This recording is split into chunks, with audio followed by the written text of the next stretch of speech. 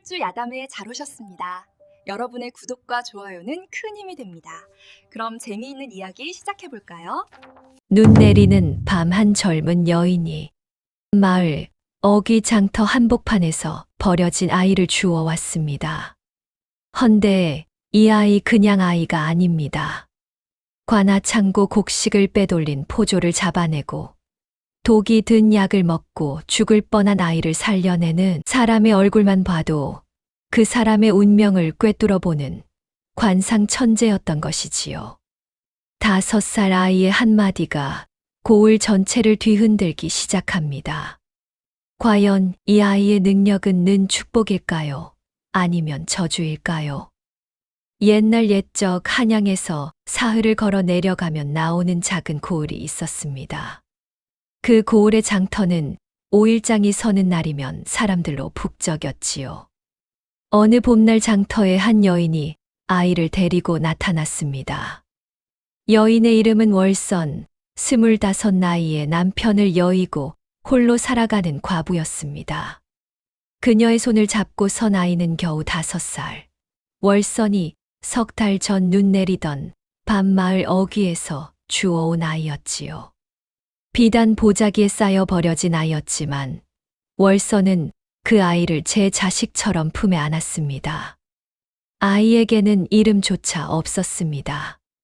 월선은 아이를 그저 예야라고 불렀지요.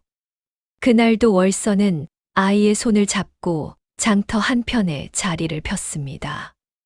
나물 사려무나, 싱싱한 나물. 월선의 외침이 장터에 울려 퍼졌습니다. 아이는 어머니 곁에 앉아 지나가는 사람들을 물끄러미 바라보았습니다. 그때 비단 치마를 입은 한 아낙이 나물 앞을 지나쳤습니다. 고을에서 제법 살만한 집안의 부인이었지요. 아이는 그 아낙을 빤히 쳐다보더니 갑자기 입을 열었습니다.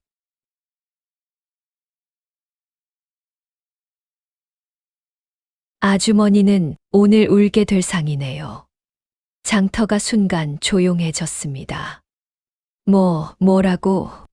저 꼬마가 무슨 말을 하는 게냐? 사람들이 키득키득 웃기 시작했습니다. 월선은 얼굴이 하얗게 질려 아이의 입을 황급히 막았지요. 죄송합니다, 마님. 아이가 철이 없었어. 아낙은 코웃음을 치며 가던 길을 갔습니다. 하지만 그때 장터 저편에서 급한 발소리가 들려왔지요. 마님, 큰일 났습니다. 한 사내가 헐레벌떡 달려왔습니다. 아낙네 집 하인이었습니다. 도련님이 말해서 떨어지셨습니다. 아낙의 얼굴이 순식간에 하얗게 질렸습니다. 뭐라고? 지금 의원을 급히 부르고 있사옵니다. 아낙은 비명을 지르며 그 자리에 주저앉았지요. 눈물이 주르륵 흘러내렸습니다. 장터 사람들이 일제히 아이를 돌아보았습니다. 저 아이가 정말 마쳤네. 5살짜리가 어떻게? 수군거림이 물결처럼 번져나갔습니다. 한 시즌쯤 지났을까요? 아낙이 다시 장터로 돌아왔습니다. 이번에는 눈물을 닦으며 월선과 아이 앞에 무릎을 꿇었지요. 아이야, 내 말이 맞았다. 우리 아들이 말에서 떨어졌지만 다행히 크게 다치지는 않았단다. 아낙은 품에서 은자 한 양을 꺼내 월선에게 내밀었습니다. 이 아이 덕분에 미리 마음의 준비를 할 수 있었소. 이건 고마움의 표시요. 월선은 손사래를 쳤지만 아낙은 억지로 은자를 쥐어주고 떠났습니다. 장터 사람들은 이제 비웃음이 아닌 경외의 눈빛으로 아이를 바라보았지요. 저 아이 범상치 않은 게야. 신통한 아이로구나. 월선은 아이의 손을 꽉 잡고 집으로 돌아왔습니다. 그날 밤 월선은 아이에게 물었습니다. 얘야, 내가 어떻게 그걸 알았느냐? 아이는 천진난만하게 대답했지요. 눈가에 물이 고여 있었어요. 곧 터질 것 같았어요. 월서는 알 수 없는 두려움에 몸을 떨었습니다. 이 아이의 능력이 과연 무엇일까요? 그로부터 사흘이 지났습니다. 장터의 소문은 삽시간에 고을 전체로 퍼져나갔지요. 관상을 보는 아이가 나타났다더라. 얼굴만 봐도 앞날을 마친다더라. 월서는 아이를 데리고 다시 장터에 나왔습니다. 이번에는 사람들이 먼저 다가왔지요. 아이야, 내 상도 좀 봐다오. 나는 언제 재수가 트려나? 월서는 손사래를 치며 사람들을 막았습니다. 아이가 아직 어립니다. 함부로 말을 하는 게 아니랍니다. 하지만 사람들은 물러서지 않았습니다. 그때 장터 한편에서 비명 소리가 들려왔지요. 아이고, 내 귀걸이. 한 부인이 귀를 만지며 울상을 짓고 있었습니다. 금 귀걸이 한 짝이 사라진 것이었지요. 장터 어디선가 떨어뜨렸을 텐데 어디서 잃어버렸는지 모르겠구나. 부인은 온 장터를 헤매며 귀걸이를 찾았습니다. 하지만 사람들로 북적이는 장터에서 작은 귀걸이를 찾는 것은 낙엽 속에서 바늘 찾기였지요. 부인은 절망하며 주저앉았습니다. 그건 돌아가신 시어머님께서 물려주신 것인데 어쩌면 좋으냐. 사람들이 안타까운 눈빛으로 부인을 바라보았습니다. 바로 그때 아이가 월선의 손을 잡아당기며 말했습니다. 어머니, 저 아주머니 도와드려도 돼요? 월선은 고개를 끄덕였지요. 아이는 부인에게 다가가 물었습니다. 아주머니, 오늘 어디를 다녀오셨어요? 응, 나는 쌀가게에 들렀다가 옷감 파는 곳도 갔단다. 아이는 고개를 끄덕이더니 부인의 얼굴을 한참 들여다보았습니다. 그러고는 확신에 찬 목소리로 말했지요. 옷감 가게 앞 물동이 옆을 보세요. 뭐라고? 부인은 반신반의하며 옷감 가게로 달려갔습니다. 사람들도 뒤를 따랐지요. 과연 옷감 가게 앞 물동이 옆 흙바닥에 금귀걸이가 반쯤 묻혀 있었습니다. 아이고, 있네. 정말 있어. 부인은 귀걸이를 주워 들고 기뻐 어쩔 줄 몰라 했습니다. 장터 사람들이 일제히 아이를 돌아보았지요. 저 아이가 또 맞췄네. 어떻게 저걸 알았을까? 부인은 귀걸이를 품에 꼭 안고 아이에게 달려왔습니다. 아이야, 내가 어떻게 그걸 알았느냐? 아이는 방긋 웃으며 대답했습니다. 아주머니 귓불에 자국이 있었어요. 옷감을 만지실 때 떨어진 것 같았어요. 옷감을 만질 때라니? 아주머니 손가락에 옷감 실이 붙어 있었거든요. 부인은 자신의 손가락을 내려다보았습니다. 과연가는 명주실 한 가닥이 붙어 있었지요. 이 아이가 정말 신통한 아이로구나. 부인은 품에서 은자를 꺼내 월선에게 쥐어주었습니다. 이건 고마움의 표시요. 이 아이 덕분에 시어머님의 유품을 되찾았소. 월선은 사양했지만 부인은 고집스레 은자를 남기고 갔습니다. 사람들은 이제 아이를 경외의 눈빛으로 바라보았지요. 저 아이는 얼굴만 보는 게 아니야. 작은 흔적까지 다 보는구나. 관상이 아니라 사람의 모든 것을 읽는 거야. 소문은 더욱 빠르게 번져나갔습니다. 그날 저녁 월서는 아이를 무릎에 앉히고 물었습니다. 얘야, 넌 대체 어떻게 그런 걸 다 아는 게냐? 아이는 천진난만하게 웃으며 대답했지요. 사람 얼굴에는 다 쓰여 있어요. 어디를 갔는지, 무엇을 했는지, 무엇을 걱정하는지. 월서는 아이의 이마에 입을 맞추었습니다. 이 아이가 가진 능력이 무엇이든 그저 잘 자라주기만을 바랄 뿐이었지요. 하지만 이 평화는 오래가지 못했습니다. 아이의 소문이 관아에까지 들어갔기 때문입니다. 닷새가 지난 어느 날 월선의 집 대문을 두드리는 소리가 들렸습니다. 누구십니까? 월선이 문을 열자 관아에 포졸 둘이 서 있었습니다. 사또 나으리께서 그 아이를 데려오라 하셨소. 월선의 얼굴이 하얗게 질렸습니다. 무슨 일이옵니까? 저희가 무슨 잘못이라도. 잘못은 아니요. 사또께서 그 아이의 재주를 직접 보고 싶어 하시오. 포졸들은 더 이상의 설명 없이 월선과 아이를 재촉했지요. 월선은 떨리는 손으로 아이의 손을 잡고 관아로 향했습니다. 관아 마당에는 이미 구경꾼들이 모여 있었습니다. 저 아이가 소문의 그 아이구나. 관상을 본다던 아이. 과연 사또 앞에서도 그럴 수 있을까? 사람들의 수군거림 속에서 월선과 아이는 사또 앞으로 끌려갔습니다. 사또는 50줄의 중년 남자로 엄한 표정으로 아이를 내려다보았지요. 내가 그 소문의 아이냐? 예. 아이는 담담하게 대답했습니다. 얼굴만 봐도 사람의 앞날을 안다고? 앞날은 잘 모르겠어요. 그냥 얼굴에 쓰여 있는 걸 볼 뿐이에요. 사또는 코웃음을 쳤습니다.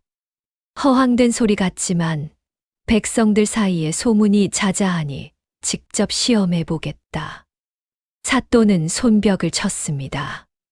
그러자 포졸 셋이 앞으로 나왔지요. 이 셋 중 한 명은 어젯밤 관아의 쌀을 훔쳤다. 누군지 맞춰보거라. 아이는 세 포졸을 차례로 바라보았습니다. 첫 번째 포졸은 당당한 얼굴이었습니다. 두 번째 포졸은 긴장한 표정이었지요.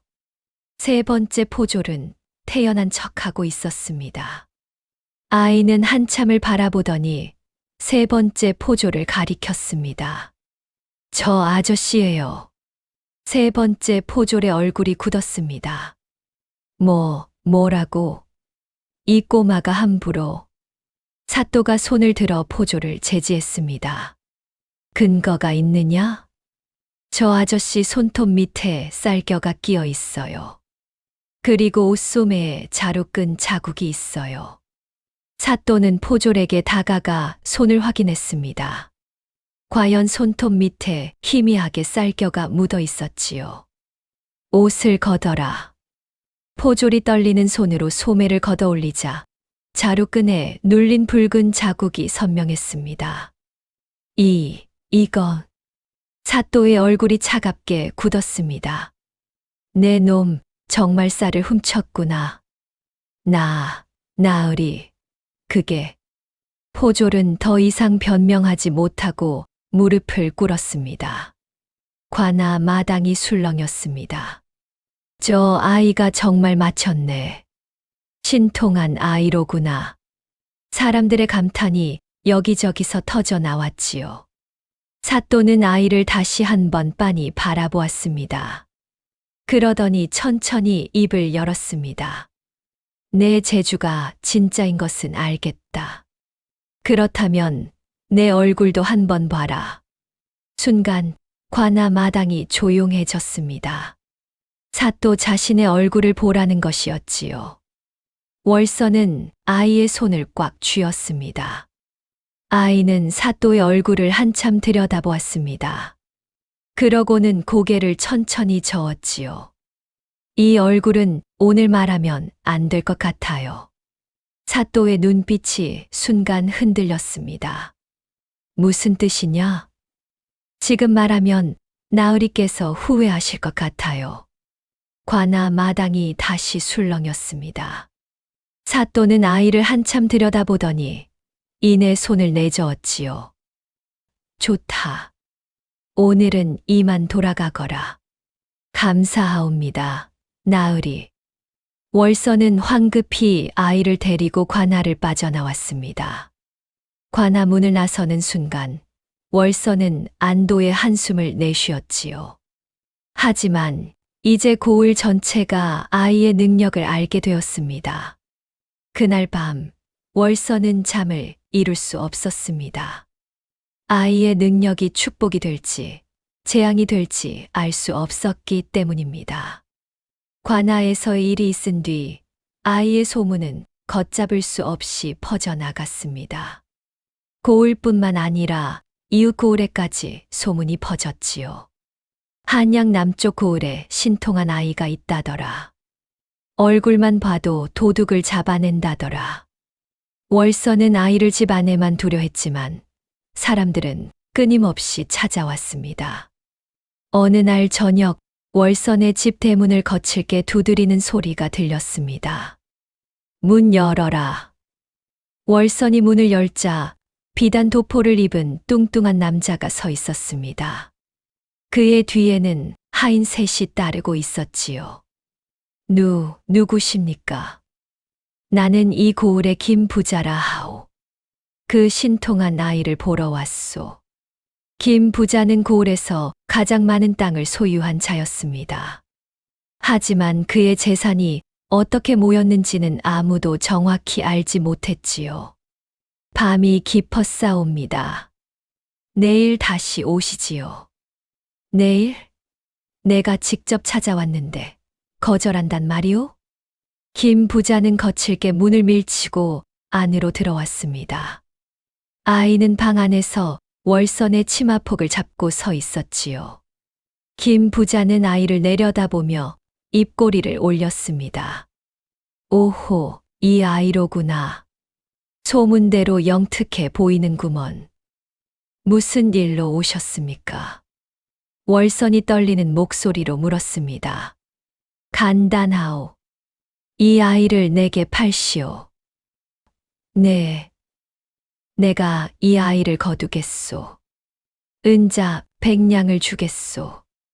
월선의 얼굴이 창백해졌습니다. 이 아이는 팔 수 없사옵니다. 200냥은 어떻소?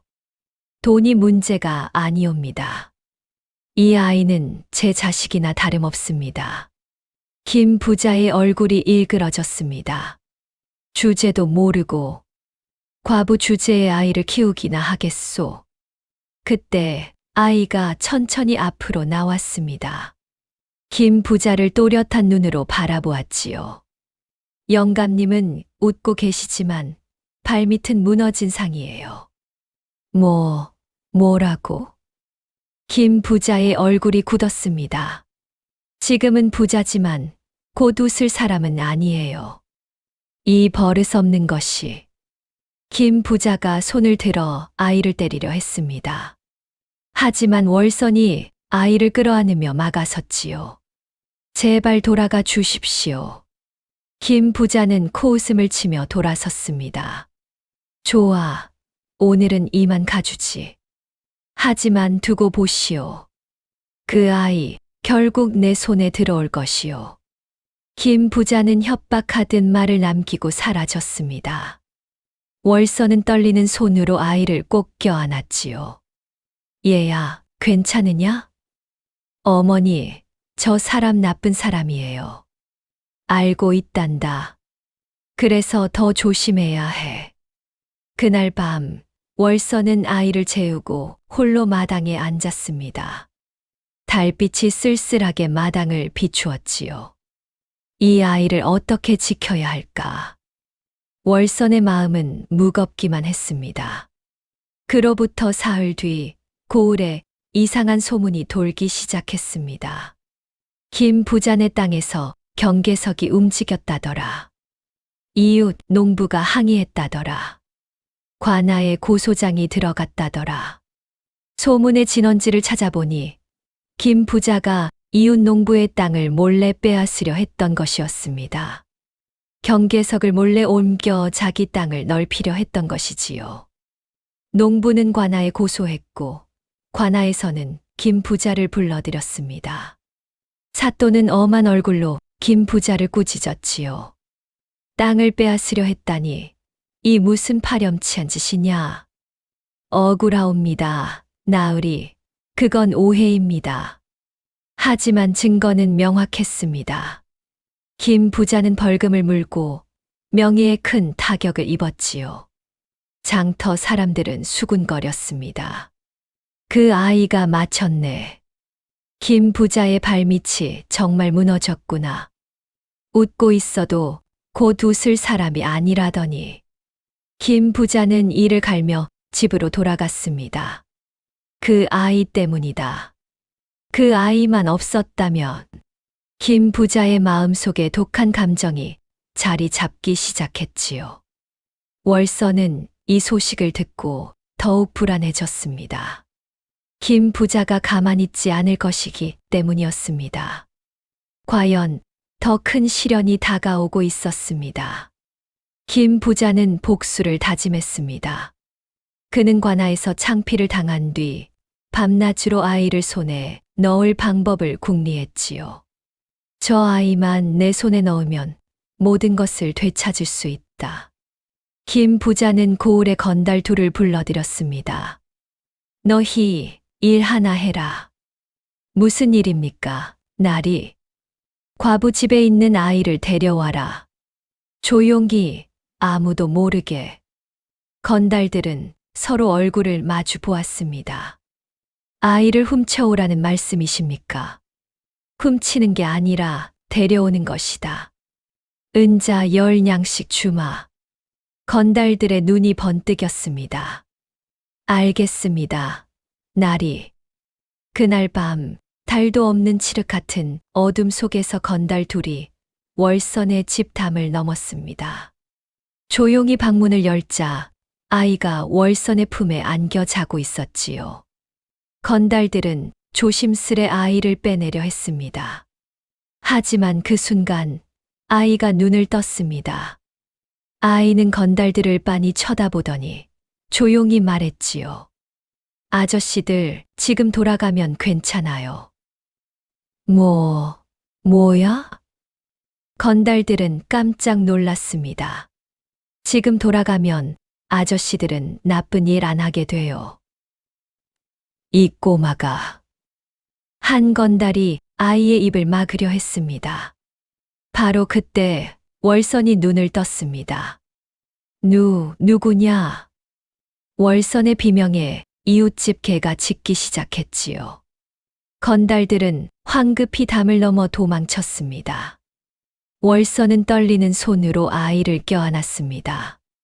괜찮으냐, 얘야? 괜찮아요, 어머니. 저들이 너를 데려가려 했구나. 월선은 그날 밤 한숨도 자지 못했습니다. 이튿날 아침, 월선은 아이를 데리고 관아로 향했습니다. 사또 앞에 무릎을 꿇고 호소했지요. 나으리, 저희를 도와주십시오. 어젯밤 누군가 제 아이를 데려가려 했사옵니다. 누구의 짓인지 아느냐? 확실하지는 않사오나 김 부자가 의심됩니다.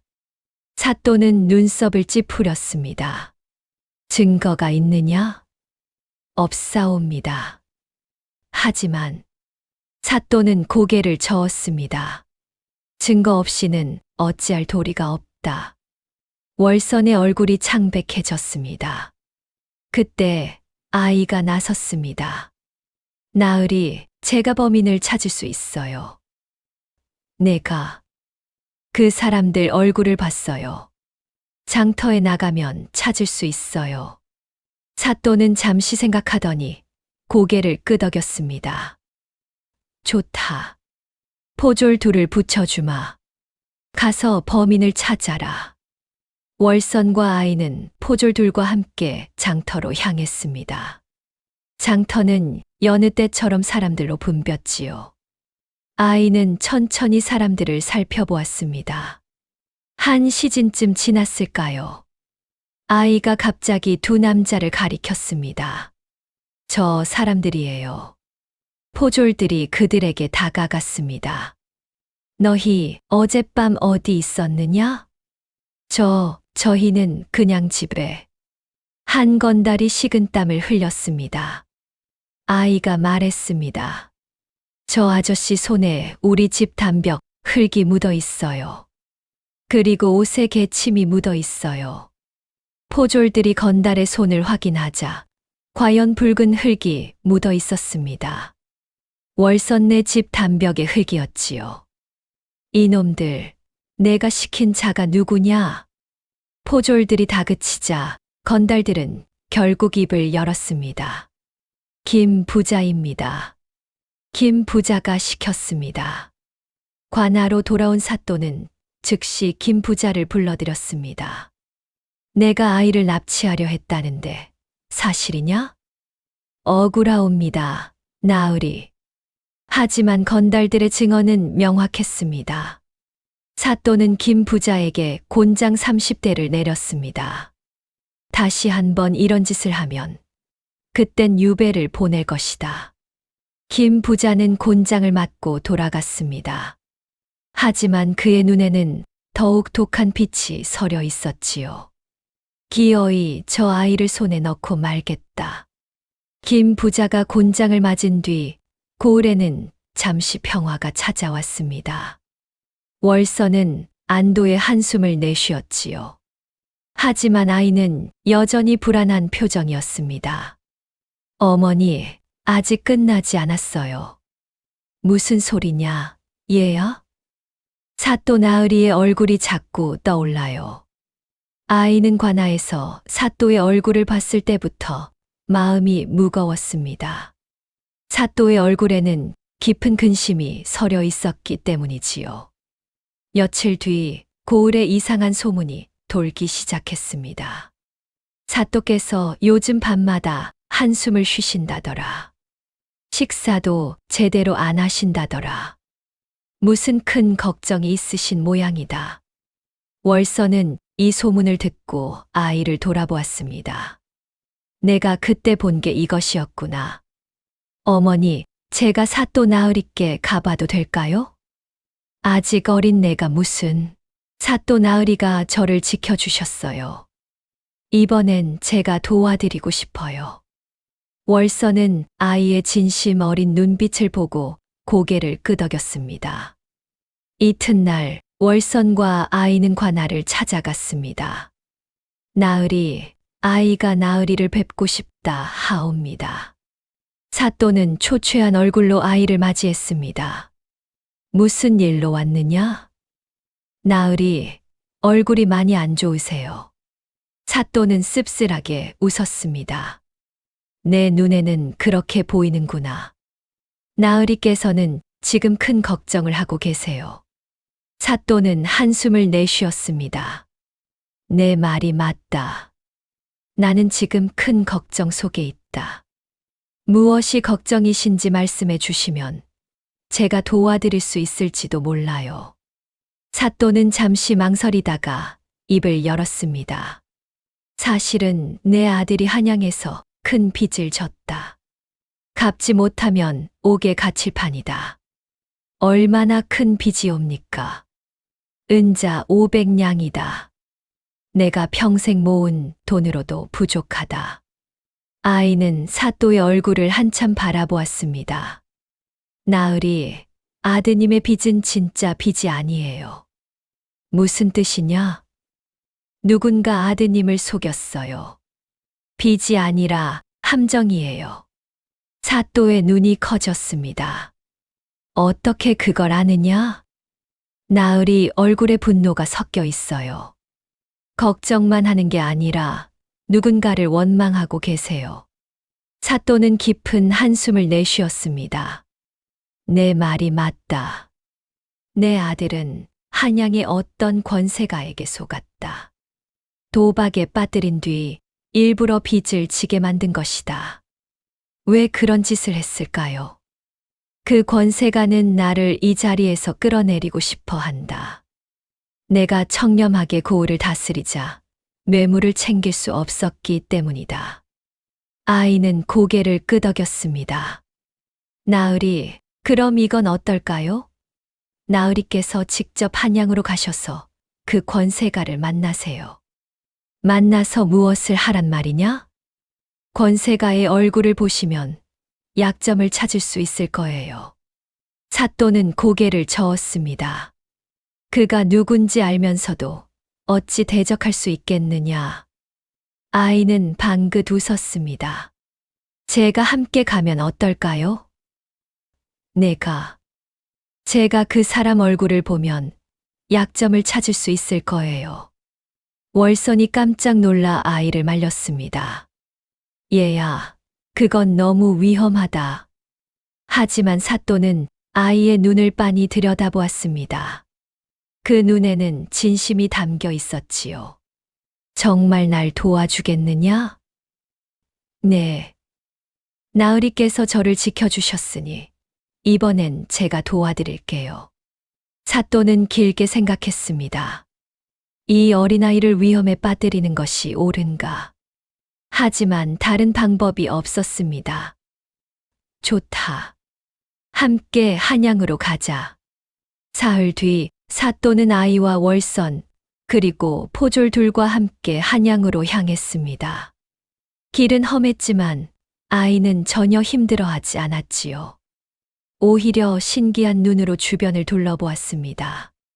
어머니, 저기 산이 정말 높아요. 그래, 얘야. 저게 북한산이란다. 사흘을 걸어 일행은 드디어 한양 성문에 도착했습니다. 한양은 고을과는 비교할 수 없이 크고 번화했지요. 길거리에는 온갖 신기한 물건을 파는 상인들로 가득했습니다. 와, 어머니, 저기 사람이 정말 많아요. 아이는 처음 보는 대도시에 눈이 휘둥그레졌습니다. 하지만 사또의 표정은 무거웠습니다. 이제 곧 그 권세가를 만나야 한다. 일행은 북촌의 큰 기와집 앞에 도착했습니다. 대문에는 병조판서 댁이라는 현판이 걸려 있었지요.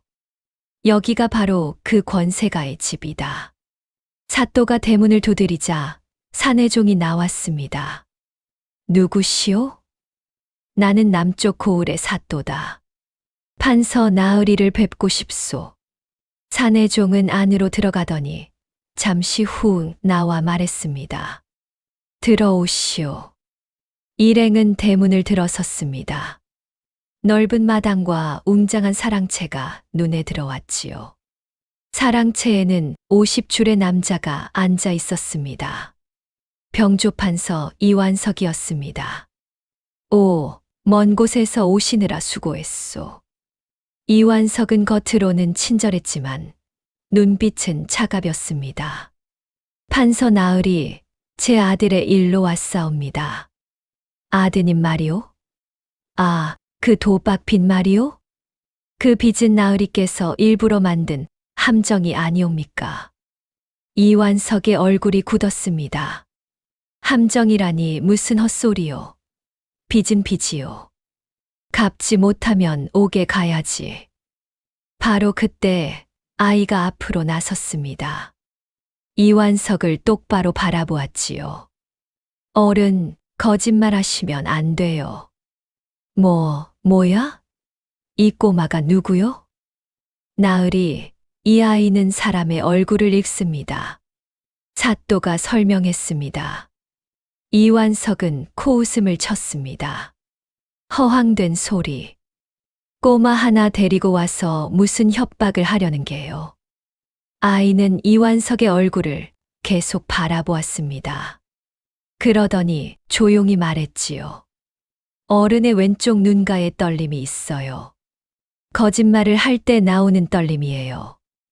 이완석의 표정이 흔들렸습니다. 그리고 어른의 오른손이 자꾸 주먹을 쥐었다 폈다 해요. 불안하시니까요. 이런 버릇 없는. 어른은 지금 무언가를 숨기고 계세요. 그게 들킬까봐 두려워하시는 거예요. 이완석은 자리에서 벌떡 일어났습니다. 당장 나가시오. 여긴 병조판서 댁이오. 하지만 아이는 물러서지 않았습니다. 어른, 지금 바른 말 하시면 괜찮아요. 나중에 들키면 더 큰일이 나요. 무슨 헛소리를. 바로 그때 사랑채 밖에서 목소리가 들려왔습니다. 형님, 제가 들어가도 되겠습니까? 문이 열리며 한 관리가 들어왔습니다. 의금부 도사 김상원이었지요. 김 도사, 어인일이요? 들어오기 전에 밖에서 다 들었습니다. 판서께서 고을 사또의 아들을 함정에 빠뜨렸다는 이야기 말입니다. 이완석의 얼굴이 하얗게 질렸습니다. 그건 사실 저는 며칠 전부터 판서를 조사하고 있었습니다. 뇌물을 받은 혐의로 말입니다. 김상원이 품에서 장부 한 권을 꺼냈습니다. 이 장부에는 판서께서 받은 뇌물 내역이 모두 적혀 있습니다. 이완석은 더 이상 변명하지 못했습니다. 그의 얼굴은 흙빛으로 변했지요. 사또는 아이를 돌아보았습니다. 아이는 방긋 웃고 있었습니다. 나으리, 제가 맞췄죠. 사또는 아이의 머리를 쓰다듬었습니다. 네, 덕분이다. 병조판서 이완석은 의금부에 끌려갔습니다. 뇌물을 받고 관직을 이용해 사람들을 함정에 빠뜨린 죄목이었지요. 사또의 아들도 풀려났습니다. 빚이 애초에 조작된 것임이 밝혀졌기 때문입니다. 사또는 눈물을 글썽이며 아이에게 감사했습니다. 내가 아니었다면 내 아들은 옥에 갇혔을 것이다. 아니에요, 나으리. 진실은 언젠가 드러나게 되어 있어요.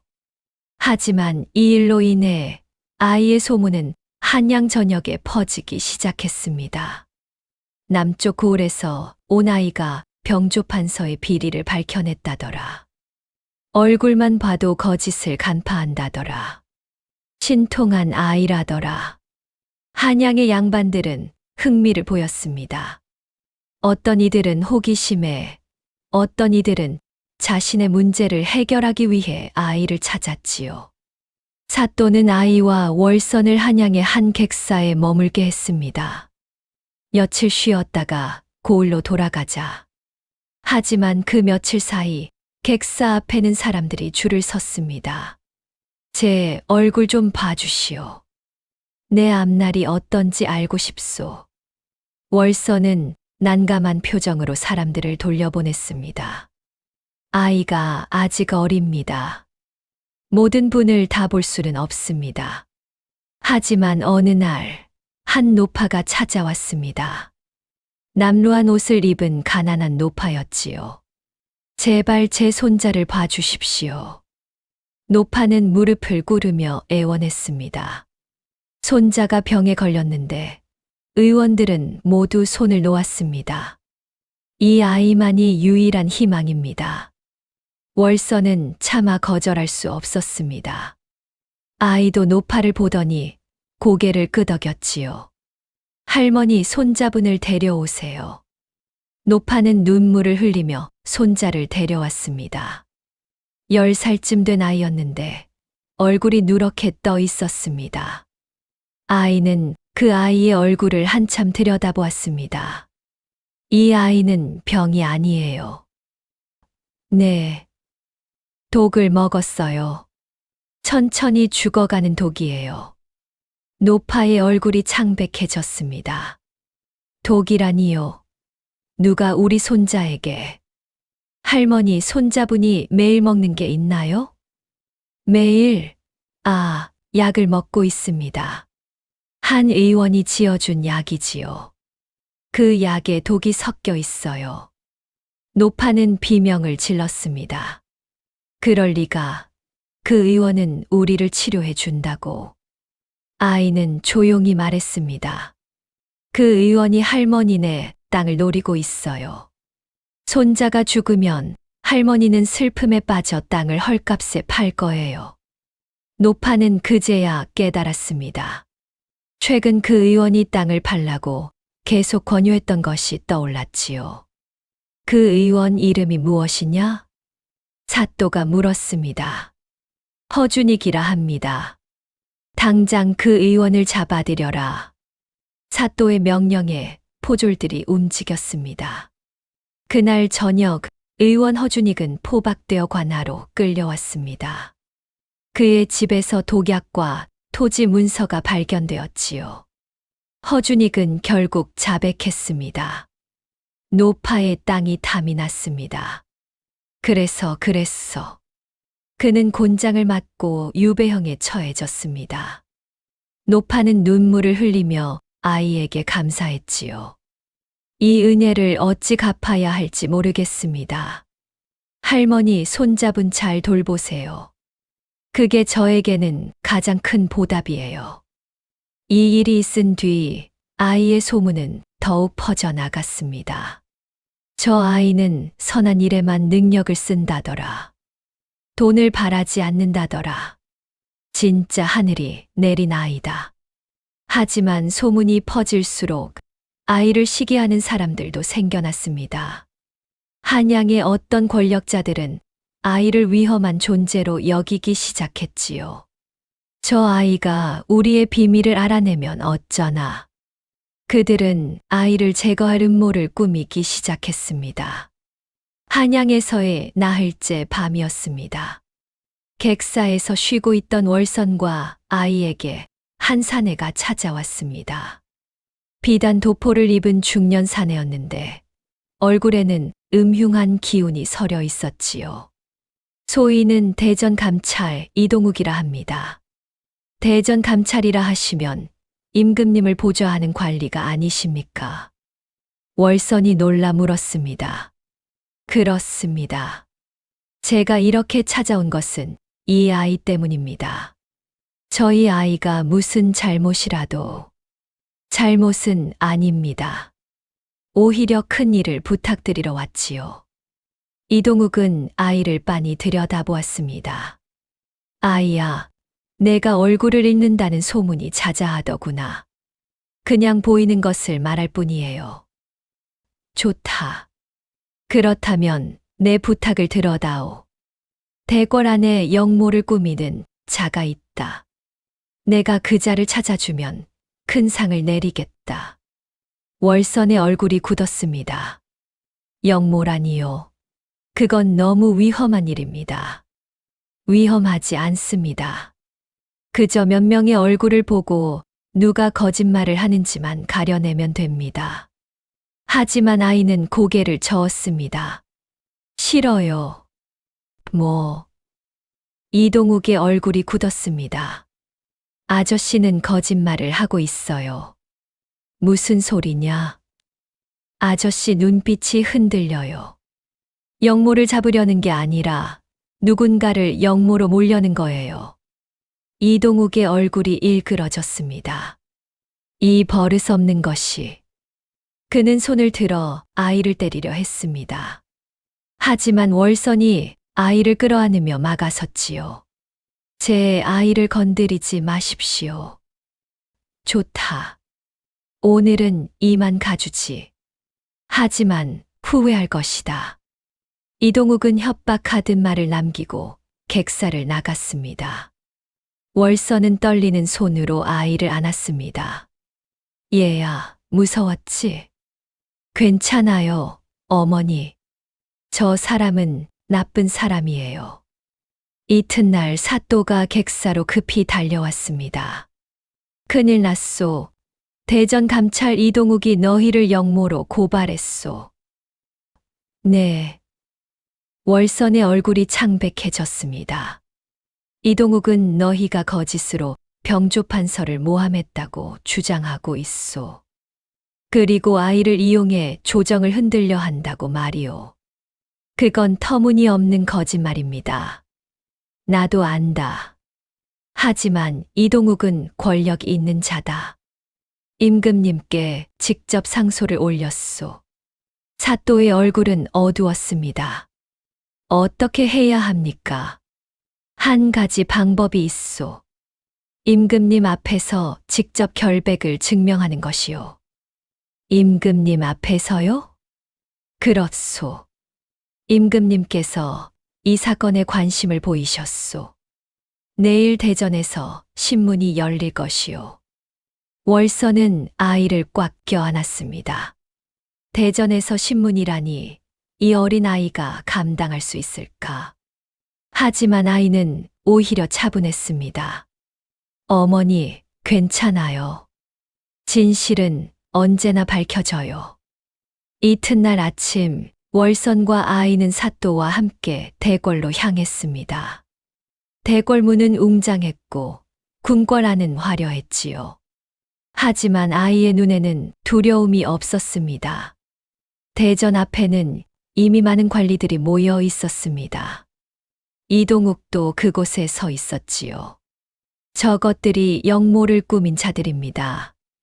이동욱이 손가락으로 아이를 가리켰습니다. 그때 안에서 목소리가 들려왔습니다. 들어오너라. 임금의 목소리였습니다. 월선과 아이, 사또는 대전 안으로 들어갔습니다. 용상에는 임금이 앉아 있었고 좌우에는 대신들이 도열해 있었지요. 내가 그 아이냐? 임금이 아이를 내려다보았습니다. 예, 전하. 아이는 또박또박 대답했습니다. 임금은 아이를 한참 바라보았습니다. 그 눈에는 호기심과 의구심이 섞여 있었지요. 대전 감찰 이동욱은 내가 거짓으로 사람들을 속인다 하는데 사실이냐? 아니옵니다, 전하. 저는 그저 보이는 것을 말할 뿐입니다. 보이는 것? 사람의 얼굴에는 그 사람의 마음이 드러납니다. 저는 그것을 읽을 수 있습니다. 임금은 흥미로운 표정을 지었습니다. 그렇다면 내 얼굴은 어떠하냐? 대전 안이 순간 조용해졌습니다. 아이가 감히 임금의 얼굴을 평가한다는 것은 대역죄에 가까운 일이었지요. 하아이는 임금의 얼굴을 한참 들여다보았습니다. 대전 안의 모든 신하들이 숨을 죽이고 있었지요. 전하의 얼굴에는 걱정이 가득합니다. 걱정. 전하께서는 백성을 걱정하고 나라를 걱정하십니다. 하지만 가장 큰 걱정은 신하들입니다. 임금의 눈빛이 흔들렸습니다. 계속 말해보거라. 전하께서는 누구를 믿어야 할지 모르십니다. 충신인 척하는 간신이 많기 때문입니다. 대전 안이 술렁였습니다. 어린아이가 감히 조정을 비판한 것이었지요. 이동욱이 앞으로 나섰습니다. 전하, 저 아이의 말은 조정을 모독하는 것입니다. 하지만 임금은 손을 들어 이동욱을 제지했습니다. 조용히 하라. 아이의 말을 더 듣고 싶다. 임금은 아이에게 다시 물었습니다. 그렇다면 이 대전에 간신이 있다는 말이냐? 아이는 고개를 끄덕였습니다. 예, 전하. 누구냐? 아이는 천천히 고개를 돌려 이동욱을 가리켰습니다. 저 어른입니다. 이동욱의 얼굴이 하얗게 질렸습니다. 이게 무슨 황당한 소리냐? 저 어른의 얼굴에는 두려움이 가득합니다. 전하를 속이고 있기 때문입니다. 증거가 있느냐? 임금이 물었습니다. 아이는 잠시 생각하더니 말했습니다. 저 어른의 소매에 무언가 숨겨져 있어요. 소매에? 임금이 시선을 주자 포졸들이 이동욱에게 다가갔습니다. 소매를 걷어라. 전하, 이건 모욕입니다. 하지만 포졸들은 강제로 이동욱의 소매를 걷었습니다. 그러자 작은 종이 쪽지가 떨어졌지요. 포졸이 그것을 주워 임금께 올렸습니다. 임금이 쪽지를 펼쳐보자 얼굴이 굳었습니다. 이것이 무엇이냐? 쪽지에는 이동욱과 병조판서, 이완석이 주고받은 밀서가 적혀 있었습니다. 둘이 짜고 고을 사또를 함정에 빠뜨리려 했다니 임금의 목소리는 차가웠습니다. 이동욱은 더 이상 변명하지 못했습니다. 내 놈, 어찌 감히 짐을 속였느냐? 전하, 용서하여 주옵소서. 이동욱은 무릎을 꿇고 빌었지만 임금은 냉정했습니다. 당장 저자를 옥에 가두어라. 그리고 모든 죄를 낱낱이 밝혀내라.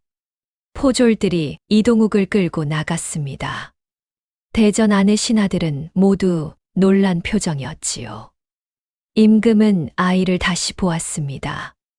이번에는 온화한 눈빛이었습니다. 아이야, 내 이름이 무엇이냐? 저는 이름이 없습니다, 전하. 이름이 없다니? 제가 버려진 아이라서 어머니께서 이름을 지어주지 않으셨습니다. 월선이 황급히 무릎을 꿇었습니다. 전하, 죄송하옵니다. 제가 가난하여 이름조차 제대로 지어주지 못했습니다. 임금은 고개를 저었습니다. 그렇다면 내가 이름을 지어주마. 전하, 오늘부터 내 이름은 명안이다. 밝을 명, 볼안. 모든 것을 밝게 본다는 뜻이니라. 아이의 눈이 반짝였습니다. 감사하옵니다, 전하. 임금은 옆에 있는 내관에게 명했습니다. 명안에게 은자 100냥을 하사하라. 그리고 그 어미에게도 은자 50냥을 내려라. 황송하옵니다, 전하. 월선은 눈물을 흘리며 고개를 조아렸습니다. 임금은 다시 명안을 보며 말했습니다. 명안아, 내 재주는 하늘이 내린 것이다. 하지만 조심하여라. 세상에는 내 능력을 시기하는 자들이 많을 것이다. 명심하겠습니다, 전하. 좋다. 이제 돌아가거라. 명안과 월선, 사또는 대전을 나왔습니다. 대궐 밖으로 나오자 월선은 명안을 꽉 껴안았지요. 얘야, 이제 내게 이름이 생겼구나. 명안이라니 정말 좋은 이름이다. 네, 어머니. 저도 마음에 들어요. 사또도 명안의 머리를 쓰다듬었습니다. 명안아, 내 덕분에 나라의 간신을 밝혀냈다. 정말 대단하구나. 하지만 명안의 표정은 여전히 진지했습니다. 아직 끝나지 않았어요. 무슨 뜻이냐? 이동욱과 함께 일한 사람이 더 있어요. 그 사람이 더 위험해요. 명안의 예감은 틀리지 않았습니다. 하지만 아이는 담담하게 임금을 바라보았습니다. 명안과 월선, 사또는 한양을 떠나 고을로 돌아왔습니다. 사흘을 걸어 드디어 고향 땅을 밟았지요. 고을 사람들은 명안 일행을 환영했습니다. 명안이 돌아왔다. 임금님께 이름까지 받았다더라. 장터는 축제 분위기였습니다. 하지만 명안은 마음이 편치 않았습니다. 누군가 저를 노리고 있어요. 명안은 월선에게 속삭였습니다. 얘야, 무슨 소리냐? 한양에서 느꼈어요. 누군가 저를 제거하려는 사람이 있어요. 월선의 얼굴이 굳었습니다. 그럼 어떻게 해야 하느냐? 일단 조심해야 해요. 명안과 월선은 집으로 돌아왔습니다. 석 달 만에 돌아온 집은 여전히 초라했지만 따뜻했지요. 이제 평화롭게 살 수 있겠구나. 월선은 안도의 한숨을 내쉬었습니다. 하지만 그날 밤 이상한 일이 벌어졌습니다. 집 주변에서 수상한 인기척이 들렸지요. 명안은 잠에서 깨어 밖을 내다보았습니다. 달빛 아래 검은 옷을 입은 사내 셋이 집을 둘러싸고 있었습니다. 자객이다. 명안은 즉시 월선을 깨웠습니다. 어머니, 조용히 일어나세요. 왜 그러느냐? 밖에 나쁜 사람들이 있어요. 월선은 창문 틈으로 밖을 보고 얼굴이 하얗게 질렸습니다. 어떻게 해야 하느냐? 뒷문으로 나가요. 빨리요. 명안과 월선은 조용히 뒷문을 열고 밖으로 빠져나갔습니다. 하지만 자객들도 그들의 움직임을 눈치챘지요. 저기다, 잡아라. 자객들이 뒤쫓기 시작했습니다. 명안과 월서는 어둠 속을 달렸습니다. 숨이 가빠졌지만 멈출 수 없었지요. 어머니, 저기 사또 댁으로 가요. 둘은 관아를 향해 달렸습니다. 하지만 자객들은 점점 가까워졌습니다. 바로 그때 앞에서 말발굽 소리가 들려왔습니다. 거기 서라. 포졸 넷이 말을 타고 나타났습니다. 사또가 명안을 보호하기 위해 보낸 호위였지요. 자객들은 포졸들을 보자 방향을 틀어 도망쳤습니다. 쫓아라. 포졸들이 자객들을 쫓아갔습니다. 명안과 월서는 가까스로 관아에 도착했습니다. 사또는 걱정스러운 얼굴로 둘을 맞이했지요. 괜찮으냐? 감사합니다. 나으리. 나으리 덕분에 살았습니다. 내가 걱정했던 일이 벌어졌구나. 사또는 깊은 한숨을 내쉬었습니다. 한양에서 돌아온 뒤 내가 위험할 것 같아 포졸들을 보냈다. 다행히 제때 도착했구나. 이튿날 아침 포졸들이 자객 한 명을 잡아왔습니다. 사또는 자객을 신문했지요. 누가 너를 보냈느냐? 모릅니다. 돈만 받고 일했을 뿐입니다. 거짓말 마라. 누가 시켰느냐? 하지만 자객은 끝까지 입을 열지 않았습니다. 명안이 자객의 얼굴을 들여다보았습니다. 이 사람은 진짜 몰라요. 중간에 누군가가 돈을 주고 시킨 거예요. 진짜 배후는 따로 있어요. 사또는 고민에 빠졌습니다. 그럼 배후를 어떻게 찾느냐? 중간 사람을 찾아야 해요. 이 사람의 옷을 보면 한양에서 왔다는 흔적이 있어요. 명안은 자객의 옷자락을 가리켰습니다. 거기에는 한양 상인들만 사용하는 특별한 실로 깁질한 흔적이 있었지요. 이건 한양 피복 상회의 실이다.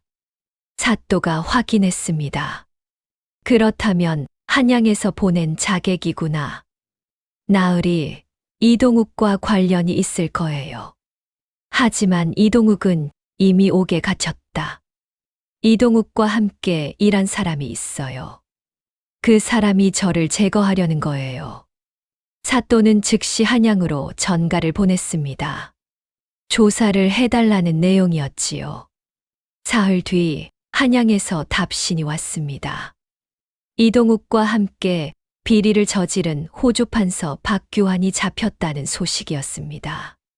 박규환은 명안을 제거하려 자객을 보냈다고 자백했지요. 명안의 능력이 두려웠기 때문이었습니다.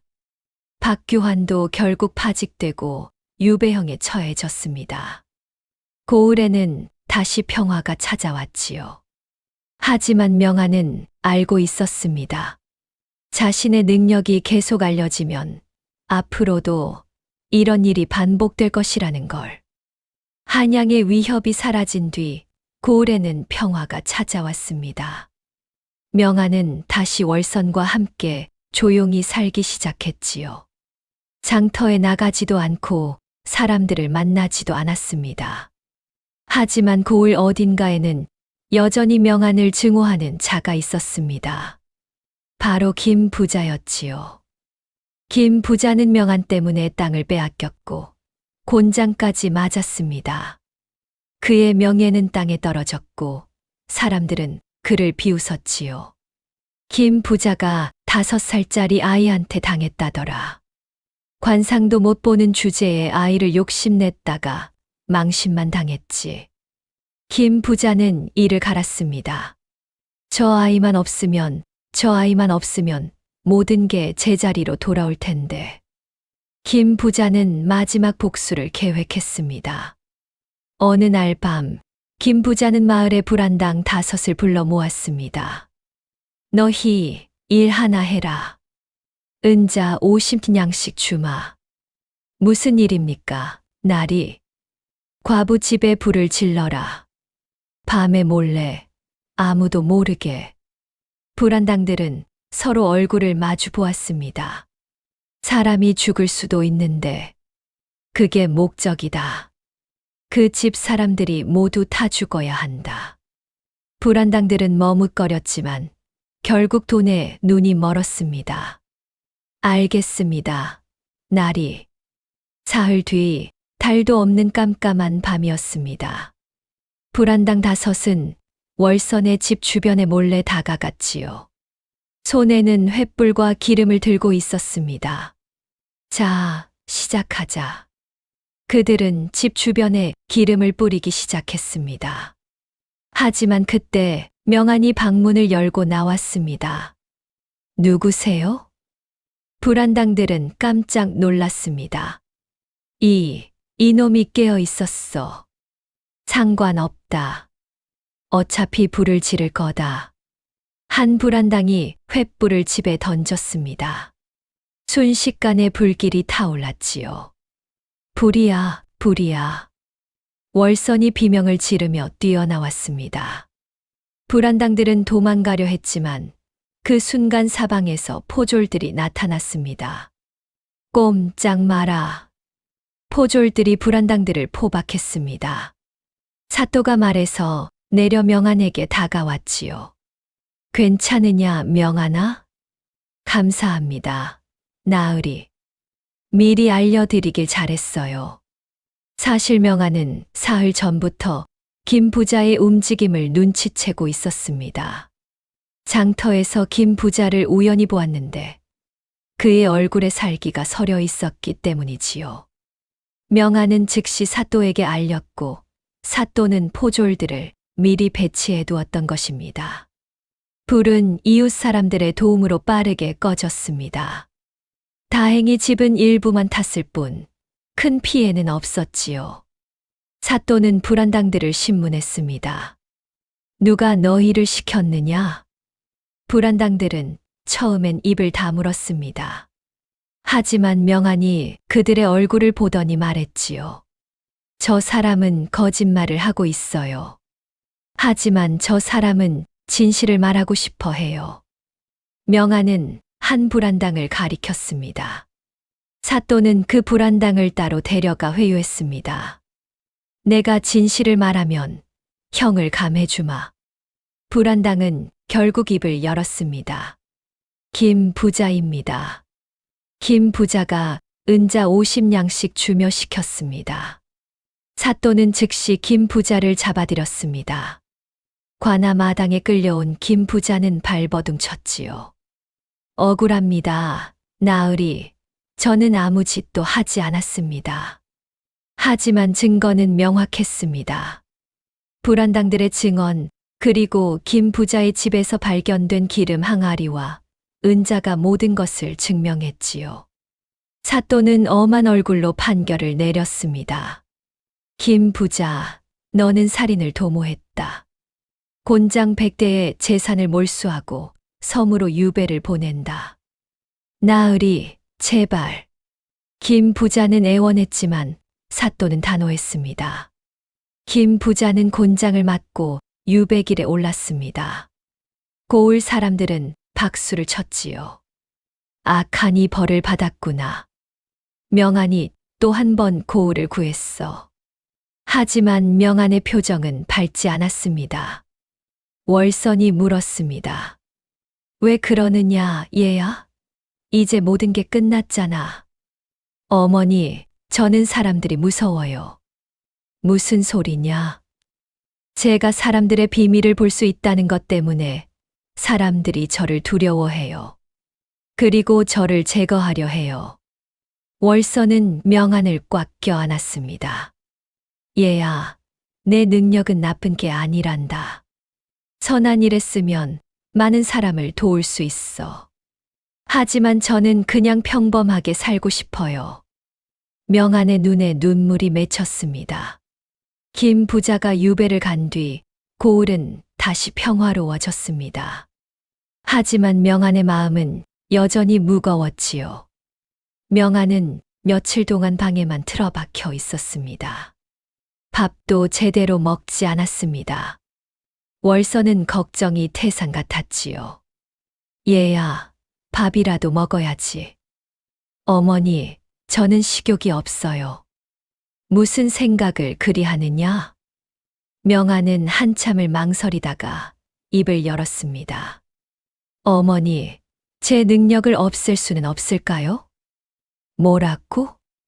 월서는 깜짝 놀랐습니다. 저는 이 능력이 싫어요. 이 능력 때문에 사람들이 저를 두려워하고 시기하고 죽이려고까지 해요. 얘야, 차라리 평범한 아이로 살고 싶어요. 아무것도 보지 못하는 게 나을 것 같아요. 월서는 명안을 꽉 껴안았습니다. 얘야, 내 마음을 이해한다. 하지만 내 능력은 하늘이 준 것이야. 그걸 부정할 수는 없단다. 하지만 어머니, 대신 내가 그 능력을 어떻게 쓸지는 내가 정할 수 있어. 나쁜 일에 쓸 수도 좋은 일에 쓸 수도 있지. 명아는 월선의 말을 곱씹었습니다. 그날 밤 명아는 홀로 마당에 앉아 하늘을 올려다보았습니다. 별이 총총히 빛나고 있었지요. 나는 왜 이런 능력을 가지고 태어났을까? 명아는 스스로에게 물었습니다. 그때 사또가 찾아왔습니다. 명아나, 밤이 깊었는데 왜 밖에 있느냐? 나으리, 어떻게 오셨어요? 내가 요즘 힘들어한다는 소식을 들었다. 그래서 찾아왔지. 사또는 명안 옆에 앉았습니다. 명아나, 내가 힘들어하는 이유를 안다. 내 능력 때문에 고통받고 있구나. 네, 나으리. 하지만 명아나, 생각을 바꿔보면 어떨까? 내 능력은 많은 사람을 도울 수 있는 힘이야. 하지만 저를 시기하는 사람도 많잖아요. 그건 사실이다. 하지만 내가 도운 사람들은 어떠냐? 그 노파의 손자, 그리고 나의 아들. 우리는 모두 내 덕분에 살았다. 명아는 고개를 들어 사또를 바라보았습니다. 나으리. 명아나, 세상에는 두 종류의 사람이 있다. 힘을 나쁜 일에 쓰는 사람과 좋은 일에 쓰는 사람. 넌 어떤 사람이 되고 싶으냐? 명아는 잠시 생각했습니다. 그리고 천천히 입을 열었지요. 좋은 일에 쓰는 사람이 되고 싶어요. 사또는 명안의 머리를 쓰다듬었습니다. 그렇다면 내 능력을 부끄러워하지 마라. 대신 그것을 바르게 쓰면 된다. 명안의 눈에 빛이 돌아왔습니다. 나으리, 그럼 저는 어떻게 해야 할까요? 첫째, 내 능력을 함부로 드러내지 마라. 필요할 때만 쓰는 것이다. 네. 둘째, 돈이나 권력을 위해 능력을 쓰지 마라. 오직 정의를 위해서만 쓰는 것이다. 알겠습니다. 셋째, 내 능력을 과신하지 마라. 사람의 얼굴은 변할 수 있고 내가 모든 것을 알 수는 없다. 명아는 고개를 끄덕였습니다. 사또는 자리에서 일어나며 말했습니다. 명아나, 넌 아직 어리다. 천천히 내 길을 찾아가거라. 나는 내가 훌륭한 사람으로 자라날 것이라 믿는다. 감사합니다. 나으리. 사또가 떠나고 명아는 다시 하늘을 올려다보았습니다. 이번에는 마음이 한결 가벼웠지요. 나는 이 능력을 좋은 일에 쓸 거야. 사람들을 돕는 데 쓸 거야. 명아는 결심했습니다. 이튿날 아침 명아는 월선에게 말했습니다. 어머니, 저 이제 괜찮아요. 정말이냐, 얘야? 네. 저는 제 능력을 받아들이기로 했어요. 그리고 좋은 일에 쓰기로 했어요. 월선은 기뻐하며 명안을 껴안았습니다. 장하다, 우리 명안이. 명안은 다시 밝은 얼굴로 웃었습니다. 그날부터 명안은 조금씩 사람들을 만나기 시작했지요. 하지만 예전처럼 장터에 나가 모든 사람을 보는 것이 아니라 정말 도움이 필요한 사람들만 돕기로 했습니다. 명안이 다시 마음을 추스른 뒤 고을에는 조용한 평화가 찾아왔습니다. 명안은 더 이상 장터에 나가지 않았습니다. 대신 정말 도움이 필요한 사람들만 조용히 도왔지요. 어느 날 한 농부가 찾아왔습니다. 명안아, 부탁이 있다. 무슨 일이세요, 아저씨? 우리 마을에 도둑이 들었는데 누가 훔쳤는지 모르겠구나. 내가 좀 봐줄 수 있겠니? 명안은 고개를 끄덕이고 농부를 따라갔습니다. 마을에 도착하자 5집이 도둑을 맞았다고 했지요. 훔쳐간 것은 곡식과 농기구였습니다. 명안은 피해를 본 집들을 둘러보았습니다. 그리고 마을 사람들의 얼굴을 하나하나 살펴보았지요. 한 시즌쯤 지났을까요? 명안은 한 젊은이를 가리켰습니다. 저 형이에요. 마을 사람들이 놀랐습니다. 그 젊은이는 마을에서 가장 성실하다고 소문난 사람이었기 때문이지요. 명안아, 확실하냐? 네. 저 형의 손톱에 곡식, 겨가 끼어 있어요. 그리고 옷에 쇠 가루가 묻어 있어요. 사람들이 젊은이의 손을 확인하자 과연 곡식, 겨가 묻어 있었습니다. 젊은이는 결국 무릎을 꿇었습니다. 죄송합니다. 제가 훔쳤습니다. 어머니, 약값이 필요했습니다. 마을 사람들은 한숨을 내쉬었습니다. 그럼 그렇게 말을 하지. 왜 훔쳤느냐? 송구합니다. 명안은 젊은이를 바라보았습니다. 형, 지금이라도 잘못을 인정하셨으니 다행이에요. 훔친 것을 돌려드리고 사과하세요. 젊은이는 고개를 끄덕이고 훔친 물건들을 돌려주었습니다. 마을 사람들은 젊은이를 용서해 주었고 대신 어머니 약값을 모아주었지요. 명안은 이렇게 작은 일들을 하나씩 해결해 나갔습니다. 잃어버린 물건 찾기, 거짓말쟁이 가려내기, 억울한 사람 풀어주기. 명안의 소문은 다시 퍼졌지만 이번에는 달랐습니다. 명안은 정말 필요한 사람만 돕는다더라. 돈을 바라지 않는다더라. 진짜 선한 아이다. 사람들은 명안을 존경하기 시작했습니다. 한편 월서는 명안이 이렇게 사람들을 돕는 모습을 보며 뿌듯했습니다. 얘야, 넌 정말 훌륭하구나. 어머니 덕분이에요. 어머니가 저를 키워주셨잖아요. 월서는 명안을 꽉 껴안았습니다. 그해 가을, 고을의 풍년이 들었습니다. 사람들은 명안 덕분이라고 말했지요. 명안이가 도둑을 잡아내서 마을이 평화로워졌어. 명안이 덕분에 억울한 일도 없어졌고, 사람들은 수확한 곡식 중 일부를 명안에게 가져다 주었습니다.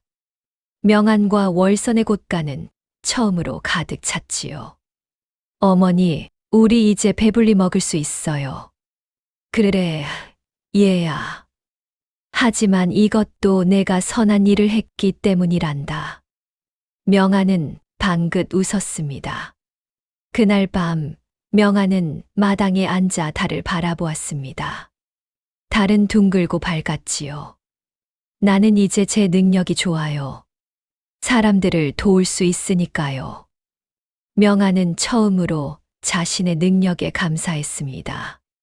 하지만 명안은 아직 몰랐습니다. 자신의 진짜 시험이 곧 다가올 것이라는 것을. 며칠 뒤 고을에 이상한 소문이 돌기 시작했습니다. 임금님께서 전국에 명을 내리셨다더라. 전국의 신통한 아이들을 대궐로 불러들인다더라. 시험을 본다더라. 월서는 이 소문을 듣고 불안했습니다. 명안아, 혹시 임금님께서 너를 부르시는 건 아닐까? 모르겠어요, 어머니. 하지만 사흘 뒤 정말로 대궐에서 전갈이 왔습니다. 명안을 대궐로 데려오라. 월선의 얼굴이 하얗게 질렸습니다. 사또도 걱정스러운 표정이었지요. 명안아, 임금님께서 널 부르신다. 무슨 일 때문일까요? 아마도 내 능력을 다시 시험하려는 것 같다. 명안은 깊은 숨을 들이쉬었습니다. 이번에는 어떤 시험이 기다리고 있을까? 명안은 월선, 사또와 함께 다시 한양으로 향했습니다. 이번에는 마음이 한결 가벼웠지요. 무슨 시험이든 최선을 다하면 돼. 명안은 각오를 다졌습니다. 사흘을 걸어 한양에 도착했습니다. 대궐문 앞에는 이미 다른 아이들도 와 있었지요. 전국 각지에서 모인 아이들이었습니다. 어떤 아이는 힘이 세다고 소문난 아이, 어떤 아이는 글을 잘 쓴다는 아이, 또 어떤 아이는 산수에 능하다는 아이였습니다. 모두 10명의 아이들이 모였습니다. 저기 명안이다. 관상을 보는 아이. 다른 아이들이 명안을 쳐다보았습니다. 아이들을 안으로 인도했습니다. 들어오너라. 10명의 아이들은 대전으로 들어갔습니다. 10명의 아이들은 대전으로 들어갔습니다. 경들이 전국에서 모인 신동들이로구나. 임금은 온화한 표정으로 아이들을 바라보았습니다. 짐이 경들을 부른 이유는 간단하다. 경들의 재능이 진짜인지 시험하고 나라에 필요한 인재로 키우고자 함이니라. 아이들은 긴장한 표정으로 임금의 말을 들었습니다. 첫 번째 시험을 시작하겠다. 임금이 손뼉을 치자 신하 하나가 앞으로 나왔습니다. 경들 앞에 10개의 상자가 있다. 그 중 하나에만 보물이 들어있다. 경들은 각자의 재능을 이용하여 어느 상자에 보물이 있는지 맞춰라. 아이들 앞에 10개의 똑같은 상자가 놓였습니다. 힘이 센 아이는 상자를 들어보며 무게를 가늠했습니다. 글을 잘 쓰는 아이는 상자의 글귀를 살펴보았지요. 산수에 능한 아이는 상자의 크기를 재었습니다. 명안은 상자를 만지지 않고 대신 신하의 얼굴을 보았습니다. 저 신하가 보물을 넣었을 거야. 명안은 신하의 눈동자 움직임을 관찰했습니다. 신하의 시선이 잠깐 7번째 상자에 머물렀지요. 저거다. 명안은 7번째 상자를 가리켰습니다. 저 상자에 보물이 있어요. 신하가 상자를 열자 안에서 금덩이가 나왔습니다. 명안이 맞췄다. 대전 안이 술렁였습니다. 임금은 만족스러운 표정을 지었지요. 명안, 어찌 알았느냐? 저 신하의 눈빛을 봤습니다. 전하. 신하께서 7번째 상자를 잠깐 보셨습니다. 훌륭하구나. 2번째 시험이 시작되었습니다. 이번에는 거짓말쟁이를 가려내는 것이다. 임금이 명하자 5명의 사람이 앞으로 나왔습니다. 이 5명 중 1명이 대궐의 물건을 훔쳤다. 누군지 가려내라. 아이들은 5명을 관찰했습니다. 힘센 아이는 그들의 체격을 살폈고 글 잘 쓰는 아이는 그들의 말투를 들었습니다. 명안은 5명의 얼굴을 하나하나 살펴보았습니다. 저 사람의 눈이 떨리고 있어.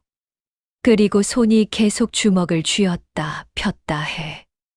명안은 3번째 사람을 가리켰습니다. 저 사람이에요. 그 사람은 깜짝 놀라 변명했습니다. 아닙니다. 저는 아무것도 훔치지 않았습니다. 하지만 포졸들이 그 사람을 조사하자 품속에서 은잔이 나왔습니다. 역시 명안이 맞췄구나. 임금은 감탄했습니다. 3번째 시험이 시작되었습니다. 이번에는 어려운 문제다.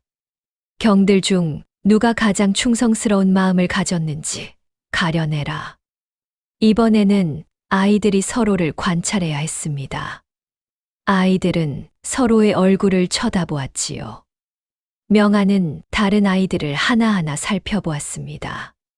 대부분의 아이들은 긴장하거나 두려워하고 있었습니다. 하지만 한 아이만은 달랐습니다. 작고 마른 아이였는데 얼굴에 평온함이 있었지요. 그 아이는 다른 아이들처럼 상을 받기 위해 온 것이 아니라 진심으로 나라를 위해 무언가 하고 싶어 하는 것 같았습니다. 명아는 그 아이를 가리켰습니다. 저 아이가 가장 충성스러운 마음을 가졌어요. 임금은 그 아이를 불렀습니다. 내 이름이 무엇이냐? 소인은 정오라 하옵니다. 전하. 넌 왜 이 시험에 참여했느냐? 전하를 모시고 나라에 충성하고 싶었습니다. 임금은 고개를 끄덕였습니다. 명안의 눈이 오랐구나. 정오는 진심으로 나라를 생각하는 아이로다. 3번의 시험이 모두 끝났습니다. 임금은 명안을 보며 말했습니다. 명안 경은 3번의 시험을 모두 통과했다. 경의 재능은 참으로 하늘이 내린 것이로다. 황송하옵니다. 전하. 명안, 지미경에게 큰 임무를 맡기고자 하는데 받아들이겠느냐? 명안은 잠시 망설였습니다. 큰 임무라니 무엇일까? 명안은 임금을 똑바로 바라보았습니다. 전하, 무슨 임무이옵니까? 경에게 조정의 간신을 가려내는 일을 맡기고자 한다. 대전안이 술렁였습니다. 신하들의 얼굴이 굳었지요. 간신을 가려낸다니, 그럼 우리를 의심한다는 말인가? 일부 신하들은 불안한 표정을 지었습니다. 명안은 고개를 숙였습니다. 전하, 죄송하오나 그 일은 할 수 없사옵니다. 뭐라고? 임금은 놀란 표정을 지었습니다. 왜 그러느냐? 전하, 제 능력은 사람의 겉모습을 볼 수 있을 뿐입니다. 하지만 사람의 마음까지 완전히 알 수는 없습니다. 그래도 경은 지금까지 많은 것을 맞춰왔지 않느냐. 그것은 작은 일들이었습니다. 하지만 신하의 충성과 간사함을 가리는 것은 다릅니다. 명안은 또박또박 말했습니다. 사람의 마음은 변합니다. 오늘 충신이었던 사람이 내일 간신이 될 수도 있고, 오늘 간신처럼 보이는 사람이 사실은 충신일 수도 있습니다. 임금은 명안의 말을 곱씹었습니다. 그렇다면 경의 능력으로는 간신을 가려낼 수 없다는 말이냐? 그렇지는 않습니다. 하지만 제 능력만으로는 부족합니다. 제가 잘못 판단하면 억울한 사람이 생길 수 있습니다. 명안의 목소리는 단호했습니다. 임금은 잠시 침묵했습니다. 그러고는 씁쓸하게 웃었지요. 명안 경은 어린 나이에 참으로 지혜롭구나. 자신의 한계를 아는 것이야말로 진정한 지혜니라. 황송하옵니다. 전하. 좋다. 그렇다면 다른 제안을 하겠다. 임금은 자리에서 일어나 명안에게 다가왔습니다. 명안 경은 대궐에 들어와 의금부에서 일하거라. 억울한 백성들의 사건을 조사하는 것이다. 의금부라 하시면, 그렇다. 백성들이 억울하게 누명을 쓰거나 거짓으로 고소를 당하는 일이 많다. 경이 그런 사건들을 조사하여 진실을 밝혀주기 바란다. 명안은 고민했습니다. 의금부에 들어간다는 것은 대궐에서 살아야 한다는 뜻이었습니다. 월선과 떨어져야 한다는 뜻이기도 했지요. 명안은 뒤를 돌아보았습니다. 월선이 걱정스러운 표정으로 명안을 바라보고 있었습니다. 명안은 다시 임금을 향해 고개를 숙였습니다. 전하, 죄송하오나 그 제안도 받아들일 수 없사옵니다. 왜냐? 저는 아직 어린아이입니다. 어머니 곁에서 더 배우고 자라야 합니다. 월선의 눈에 눈물이 맺혔습니다. 임금은 명안을 한참 바라보았습니다. 명안, 경은 정말 특별한 아이로구나.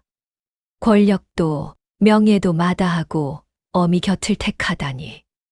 전하, 저는 그저 평범하게 살고 싶을 뿐입니다. 평범하게? 네. 어머니와 함께 고을에서 살며 정말 도움이 필요한 사람들을 돕고 싶습니다. 임금은 길게 한숨을 내쉬었습니다. 좋다. 경의 뜻을 존중하겠다. 하지만 한 가지 약속하거라. 무엇이옵니까?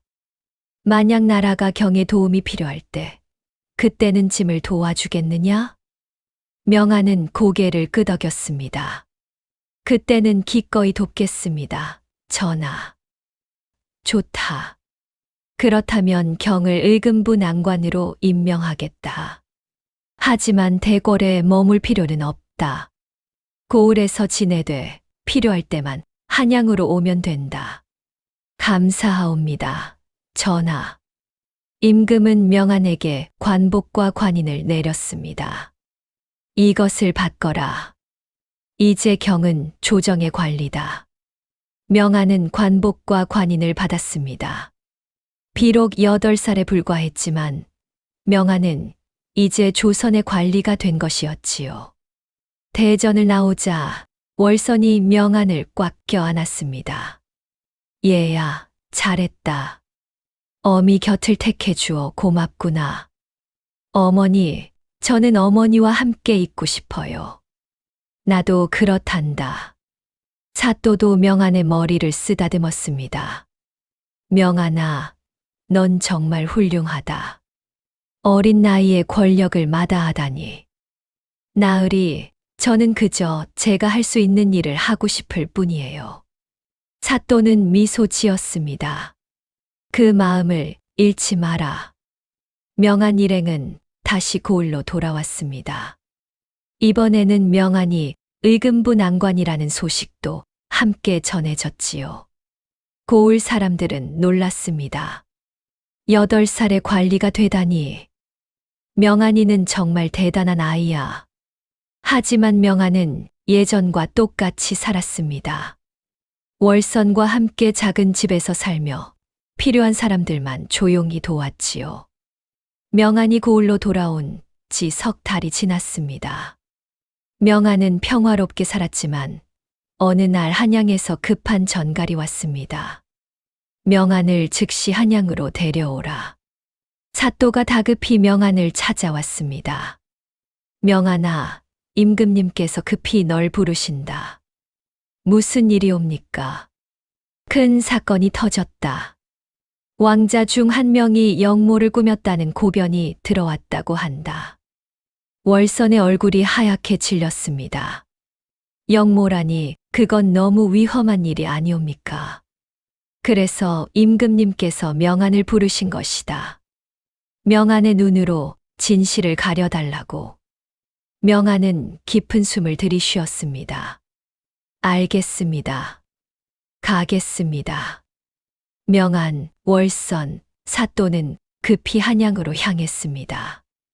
이틀을 쉬지 않고 달려 대궐에 도착했지요. 대전 안은 긴장감으로 가득했습니다.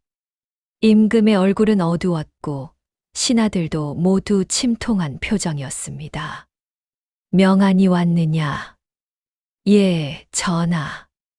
경에게 어려운 부탁을 하게 되었구나. 임금은 깊은 한숨을 내쉬었습니다. 둘째 왕자가 영모를 꾸몄다는 고변이 들어왔다. 하지만 짐은 믿을 수가 없다. 둘째는 효성이 깊고 충성스러운 아이였기 때문이다.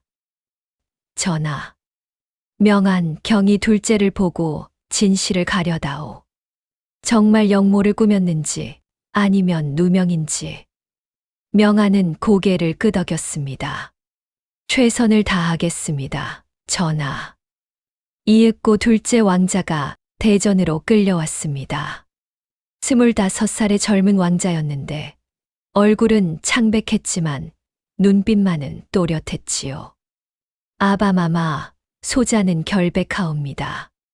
그 말이 사실이냐? 예, 아바마마. 소자는 영모 따위 꾸민 적이 없습니다. 임금은 명안을 보았습니다. 명안, 왕자를 보거라. 명안은 둘째 왕자의 얼굴을 한참 들여다보았습니다. 왕자의 눈빛에는 두려움이 있었지만 거짓은 없었습니다. 전하, 둘째 왕자께서는 거짓말을 하고 계시지 않습니다. 정말이냐? 예. 왕자의 눈빛이 흔들리지 않습니다. 거짓말을 하는 사람은 눈빛이 흔들리기 마련입니다. 임금은 안도의 한숨을 내쉬었습니다. 그렇다면 이 고변은 거짓이로구나. 전하, 고변을 올린 사람을 보고 싶습니다. 명안이 말했습니다. 그래, 그 자를 불러오너라. 포졸들이 한 신하를 끌고 왔습니다. 좌의정 한명회였습니다. 한명회, 내가 왜 거짓으로 왕자를 모함했느냐? 임금이 호통을 쳤습니다. 전하, 소신은 거짓을 말하지 않았습니다. 한명회는 발버둥 쳤습니다. 명안은 한명회의 얼굴을 들여다보았습니다. 한명회의 얼굴에는 간사함이 가득했지요. 전하, 이 사람은 거짓말을 하고 있습니다. 어떻게 아느냐? 이 사람의 눈빛이 계속 흔들립니다. 그리고 손이 떨리고 있습니다. 무슨 이유로 왕자를 모함했느냐? 임금이 다그치자 한명회는 결국 무릎을 꿇었습니다. 용서하여 주옵소서, 전하.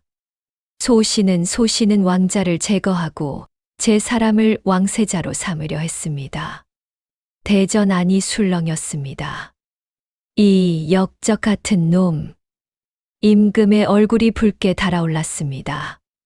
당장 저자를 옥에 가두고 삼족을 멸하라. 포졸들이 한명회를 끌고 나갔습니다. 임금은 둘째 왕자에게 다가가 손을 잡았습니다.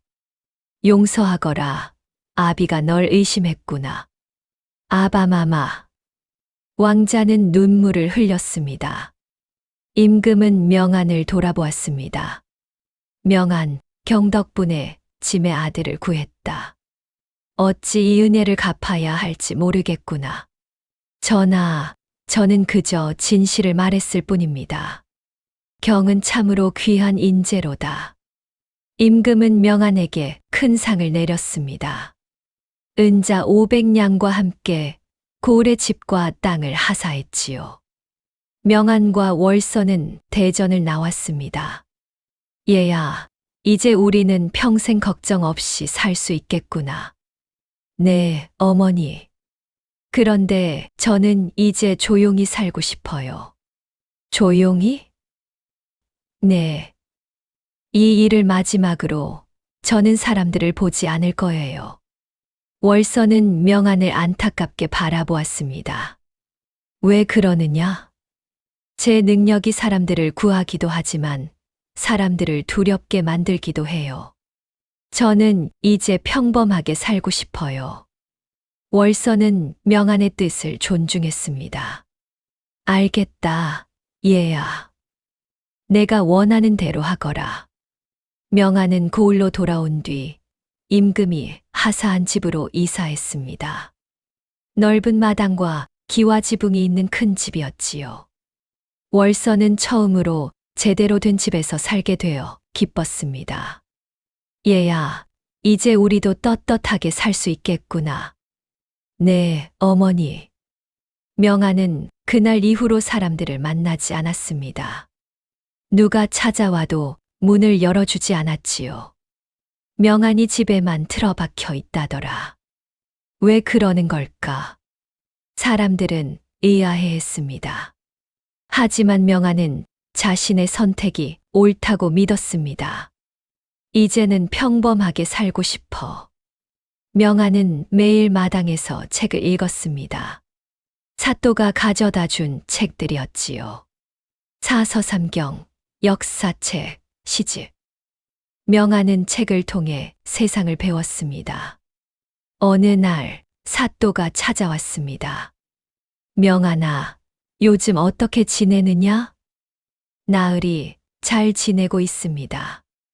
내가 사람들을 만나지 않는다는 소문을 들었다. 네, 나으리. 저는 이제 조용히 살고 싶습니다. 사또는 명안의 어깨에 손을 얹었습니다. 명안아, 내 선택을 존중한다. 하지만 가끔은 세상과 소통하는 것도 필요하단다. 무슨 뜻이신지? 내 능력은 귀한 것이다. 하지만 그것만으로는 부족하다. 사람들과 어울리며 그들의 마음을 이해하는 것도 중요하단다. 명아는 사또의 말을 곱씹었습니다. 그날 밤 명아는 고민했습니다. 나는 정말 이대로 살아야 할까? 다음 날 명아는 마을 우물로 나갔습니다. 물을 기르러 나온 안악들이 명안을 보고 반가워했지요. 어머, 명안이 아니냐? 오랜만이구나. 명안은 방긋 웃으며 인사했습니다. 안녕하세요, 아주머니들. 명안아, 요즘 왜 집에만 있느냐? 그냥 쉬고 있어요. 안악들은 명안에게 고을의 소식을 들려주었습니다. 요즘 고을에 좋은 일이 많단다. 사또 나으리께서 백성들을 잘 돌보시고 내가 없어도 고을은 평화롭단다. 명안은 안도했습니다. 나 없이도 세상은 잘 돌아가는구나. 하지만 그날 저녁 한 노인이 명안의 집을 찾아왔습니다. 명안아, 부탁이 있다. 어르신, 무슨 일이세요? 내 손자가 억울하게 도둑으로 몰렸다. 내가 한 번만 봐줄 수 없겠니? 명안은 고개를 저었습니다. 죄송하지만 저는 더 이상 그런 일을 하지 않습니다. 제발 부탁이다. 내 손자는 정말 억울하단다. 노인은 무릎을 꿇으며 애원했습니다. 명안은 차마 거절할 수 없었습니다. 알겠습니다. 한 번만 봐드리겠습니다. 명안은 노인을 따라 관하로 갔습니다. 노인의 손자는 15살 소년이었는데 장터에서 물건을 훔쳤다는 누명을 쓰고 있었지요. 명안은 소년의 얼굴을 보았습니다. 소년의 눈빛은 맑았습니다. 이 소년은 도둑이 아니에요. 명안이 말했습니다. 어떻게 아느냐? 사또가 물었습니다. 이 소년의 손에 굳은 살이 있어요. 농사일을 하는 사람의 손이에요. 도둑질을 하는 사람의 손이 아니에요. 사또는 소년의 손을 확인했습니다. 과연 명안의 말대로였습니다. 그렇다면 진짜 도둑은 누구냐? 명안은 장터 상인들의 얼굴을 하나하나 살펴보았습니다. 그러다가 한 상인을 가리켰지요. 저 상인이에요. 포졸들이 그 상인을 조사하자 집에서 훔친 물건들이 쏟아져 나왔습니다. 상인은 자신의 도둑질을 숨기기 위해 소년에게 누명을 씌운 것이었습니다. 노인은 눈물을 흘리며 명안에게 감사했습니다. 고맙다, 명안아. 내 덕분에 내 손자를 구했구나. 명안은 씁쓸하게 웃었습니다. 나는 결국 사람들을 외면할 수 없나 봐. 그날 밤 명안은 월선에게 말했습니다. 어머니, 저는 제 능력을 완전히 버릴 수는 없는 것 같아요. 왜 그러느냐? 정말 도움이 필요한 사람들이 있어요. 그들을 외면할 수가 없어요. 월선은 명안을 꽉 껴안았습니다. 얘야, 그게 내 마음이라면 그렇게 하거라. 하지만 너무 무리하지는 마라. 네, 어머니. 명안은 다시 사람들을 돕기 시작했습니다. 하지만 예전처럼 모든 사람을 보는 것이 아니라 정말 억울하고 도움이 필요한 사람들만 조용히 도왔지요. 명안이 다시 사람들을 돕기 시작한 지 1년이 지났습니다. 명안은 이제 10살이 되었지요. 그동안 명안은 수많은 사람들을 도왔습니다. 억울한 사람을 풀어주고 도둑을 잡아내고 거짓말쟁이를 가려냈습니다. 하지만 어느 날 명안은 이상한 경험을 했습니다. 한 상인이 찾아와 말했습니다. 명안아, 내 물건을 훔친 사람을 찾아다오. 명안은 상인의 가게로 갔습니다. 가게에는 5명의 일꾼이 일하고 있었지요. 명안은 그들의 얼굴을 하나하나 살펴보았습니다. 이상하다. 다들 거짓말을 하고 있지 않은 것 같은데. 명안은 확신을 가질 수 없었습니다. 명안아, 누가 도둑이냐? 상인이 물었습니다. 죄송하지만 잘 모르겠어요. 뭐라고? 내가 모른다고. 상인은 실망한 표정을 지었습니다. 명안은 처음으로 자신의 능력이 완벽하지 않다는 것을 깨달았습니다. 집으로 돌아온 명안은 월선에게 말했습니다. 어머니, 오늘 처음으로 실패했어요. 무슨 일이 있었느냐? 명안은 상인 가게에서 있었던 일을 이야기했습니다. 월선은 명안의 머리를 쓰다듬었지요. 얘야, 그건 실패가 아니란다.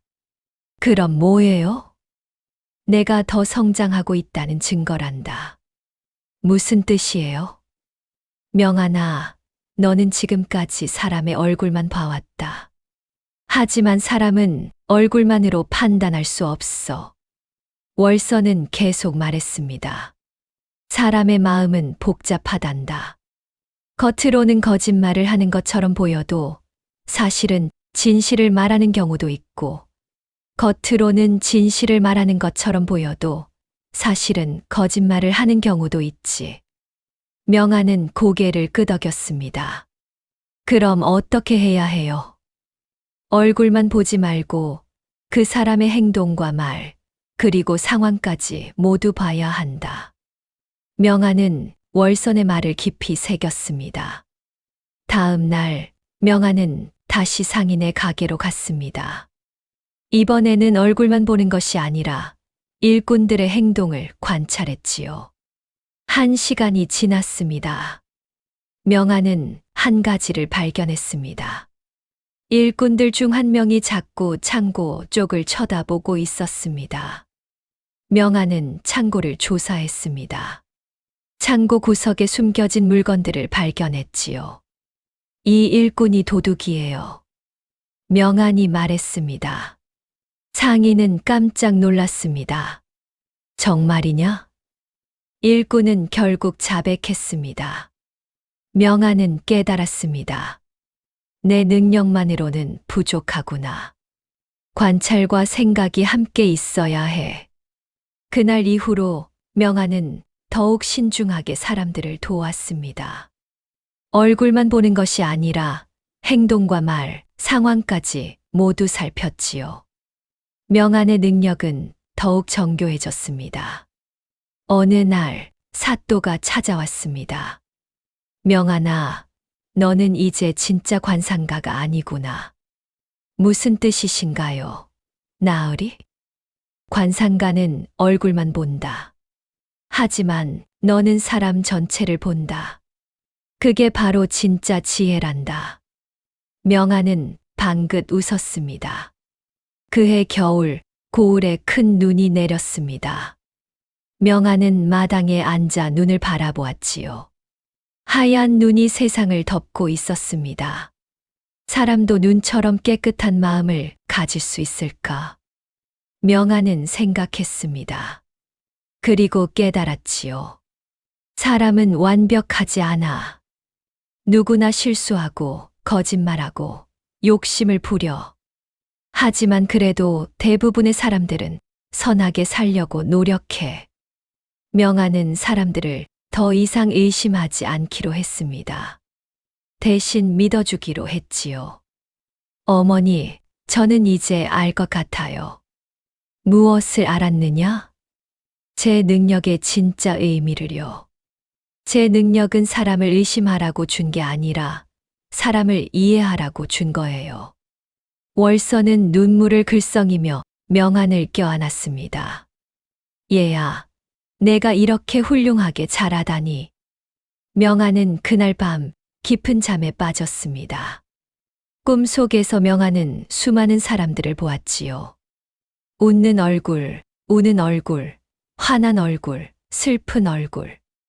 모든 얼굴이 아름다웠습니다. 왜냐하면 그것이 진짜 사람의 모습이었기 때문이지요. 명안이 20살이 되던 해였습니다. 명안은 이제 청년이 되었지요. 월서는 머리가 희끗희끗해졌지만 여전히 건강했습니다. 명안은 그동안 수많은 사람들을 도왔습니다. 고을뿐만 아니라 이웃 고을에서도 명안을 찾아왔지요. 어느 날, 한 젊은이가 명안을 찾아왔습니다. 명안 나으리, 저를 좀 봐주십시오. 무슨 일입니까? 저는 장사를 시작하려 하는데 동업자를 믿어도 될지 모르겠습니다. 명안은 그 동업자의 얼굴을 보았습니다. 동업자는 성실해 보였지만 눈빛에 약간의 욕심이 있었지요. 이 사람은 욕심이 있습니다. 하지만 나쁜 사람은 아닙니다. 그럼 믿어도 될까요? 명안은 미소 지었습니다. 그건 제가 결정할 일이 아닙니다. 당신이 결정해야 합니다. 네. 사람은 변합니다. 오늘 선한 사람이 내일 악한 사람이 될 수도 있고, 오늘 욕심 많은 사람이 내일 선한 사람이 될 수도 있습니다. 젊은이는 명안의 말을 이해하지 못했습니다. 그럼 저는 어떻게 해야 합니까? 그 사람을 믿어보십시오. 그리고 함께 성장하십시오. 사람은 믿음을 받으면 변합니다. 젊은이는 고개를 끄덕이고 돌아갔습니다. 월선이 명안에게 물었습니다. 얘야, 내가 예전 같았으면 그 사람의 욕심을 경고했을 텐데. 네, 어머니. 하지만 저는 이제 깨달았어요. 사람의 얼굴을 보는 것보다 중요한 것은 사람을 믿는 거예요. 월서는 명안을 자랑스럽게 바라보았습니다. 그날 저녁 사또가 찾아왔습니다. 사또는 이제 60이 넘어 머리가 모두 휘었지요. 명안아, 내가 곧 관직을 내놓으려 한다. 나으리, 나이가 들어 더 이상 고을을 다스릴 힘이 없구나. 그런데 명안아, 내가 사또가 되어주지 않겠느냐? 명안은 고개를 저었습니다. 나으리, 감사하지만 저는 사또가 될 수 없습니다. 왜냐? 저는 사람을 다스리는 것보다 사람을 이해하는 것이 더 좋습니다. 사또는 씁쓸하게 웃었습니다. 그래, 내 뜻을 존중하마. 하지만 명안아, 너는 이미 이 고을의 등불이란다. 등불이라니요. 사람들이 어둠 속에서 길을 잃을 때 내가 그들에게 빛을 비춰주었다. 그것만으로도 충분하단다. 명안은 깊이 절했습니다. 그해 봄, 고을 사람들은 명안을 위해 작은 비석을 세웠습니다. 비석에는 이렇게 적혀 있었지요. 관상가 명안, 사람의 얼굴이 아닌 사람의 마음을 본 자. 명안은 비석을 보며 웃었습니다. 어머니, 저는 행복해요. 나도 그렇단다. 명안은 그날 밤 마당에 앉아 하늘을 올려다보았습니다. 별이 총총히 빛나고 있었지요. 사람은 얼굴로 판단할 수 없어. 사람은 마음으로 봐야 해. 명안은 평생 이 깨달음을 가슴에 품고 살았습니다. 사람들을 의심하지 않고 사람들을 믿어주었지요. 그리고 정말 도움이 필요한 사람들만 조용히 도왔습니다. 사람들은 명안을 기억했습니다. 관상을 본 천재가 아니라 사람을 이해한 지혜로운 자로. 옛말에 이런 말이 있습니다. 사람은 얼굴이 아니라 마음으로 증명된다고 말이지요. 명아는 바로 그 진리를 온몸으로 보여준 사람이었습니다. 다음 영상을 빠르게 만나보시려면 좋아요와 구독을 눌러주세요. 그럼 더 재미있는 영상으로 찾아뵙겠습니다. 모두 행복한 하루 보내세요.